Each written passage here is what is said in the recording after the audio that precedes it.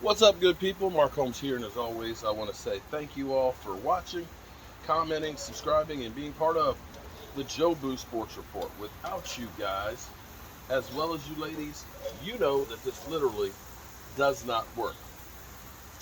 All right, I'm here cooking dinner because that's what I do. You know I like to eat. You know I like to eat.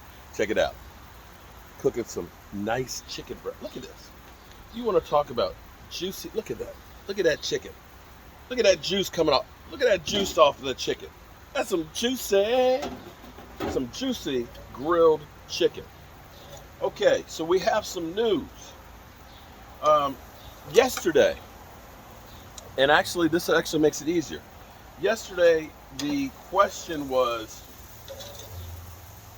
would the Cowboys be better off getting Dalvin Cook or DeAndre Hopkins? That was the question because the rumor was that the Vikings were interested in trading him or possibly releasing him. So people thought that that was going to be something that could happen like immediately. Well, apparently that dream is dead. Now, for me, if you ask me which one would I rather have, I'm going to say I would say DeAndre Hopkins because I say shelf life I think of DeAndre Hopkins is going to be longer than Dalvin Cook. Okay, I know DeAndre Hopkins is more money, but DeAndre Hopkins seems to be willing to restructure his contract to go to someplace like Dallas as opposed to staying in Arizona with a team that's not going anywhere. So you have that. Dalvin Cook and being a great running back, and he is a great running back. We've been there with great running backs from DeMarco Murray, Zeke Elliott, who we just left, and that's not getting us there, especially when you start thinking about Mike McCarthy now taking over the play calling. That in today's football, I don't see any team that is led by the running game. Think about this now for a second. I don't see a premier team, or excuse me, a team that is led by their running game, by a premier running back, winning Super Bowls. They're not. Look at Derrick Henry. Great statistics. Incredible. Wonderful to watch him bouncing around off guys like a pinball. Titans. They won a lot of games in the regular season. They've won a lot of games in the regular season. Been the number one seed. Only to fail. Oh, Lord. To fail early in the playoffs. You look at Minnesota. Dalvin Cook. Todd Gurley would be about the closest that you had to winning a Super Bowl with a premier back. But they didn't with him.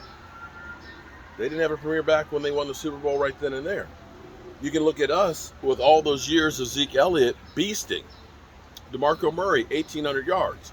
So it sounds good in theory, getting a premier running back. But I think when you spend that much money on that position, it's not so much that that's not a great person in that position. The problem is that money that you're spending on that premier player in that position is money that you could be having spent on a person who's more impactful. Because here's my thing. And I look at it and say, Zeke Elliott carried the ball about 15 times per average. I think Tony Pollard carried about 12 times a game. Your running back is only going to get so many runs, especially since now you got Deuce Vaughn along with paying $10 million for Tony Pollard. Getting Dalvin Cook, you're just overloading that position. I'd say if you're going to spend $16 million or $13 million, get me a great guard. If I get me a great guard, left guard, he's going to open up holes for those other guys. And not only that, it's going to help your quarterback stay upright. Hopkins. So now, you think about Hopkins. Hopkins going to be a decoy. Hopkins, a guy who can catch the ball in traffic. He's like flypaper with the football. Hopkins, who wants to win at this point in his career. I think you're better served if you were going for Hopkins. Now, this whole conversation is for naught because basically the Vikings are now open to bringing back Dalvin Cook. And reason being is they probably haven't gotten anything close to what they had hoped to get for Dalvin Cook. And so they're looking at it and saying, well, if we cut him, it's going to cost us a shitload. We're better off saying, let's restructure his deal, kick it down the road, keep his services for now, and at least get some cap space. Basically, they're delaying the inevitable. And basically, that's probably the lesser of the evils at this point for them. The crazy thing is last year, trades were happening like crazy. Now, you don't know if this is the NFL team, the owners getting together with the commissioner and saying, chill out on the mega deals, chill out on the mega trades. We're spending too much money on these free agents and things like that. Keep these guys home. Lamar Jackson finally got his deal, but Lord knows it was hard for him to get anything out of Baltimore. You saw Jalen Hurts get his deal, of course.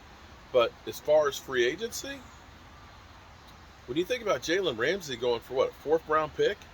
You think of Brandon Cooks going for a 5th? You think of Stephon Gallimore going for a 5th? This is not like last year. Last year, it was hot and heavy. It was major mega trades left and right. And you were just like, I can't believe they got that much. Or maybe teams started looking and saying, the Dallas Cowboys got rid of a lot of talent. They ended up reducing their salary cap payments, and they actually won games. You look at Denver, who took one of the players from the Cowboys, and Randy Gregory, a player that, everybody said, oh my God, how can you let Randy Gregory go? That's a big mistake. They went out and said, we're getting one of the premier quarterbacks in, Russell Wilson, and fell flat on their face.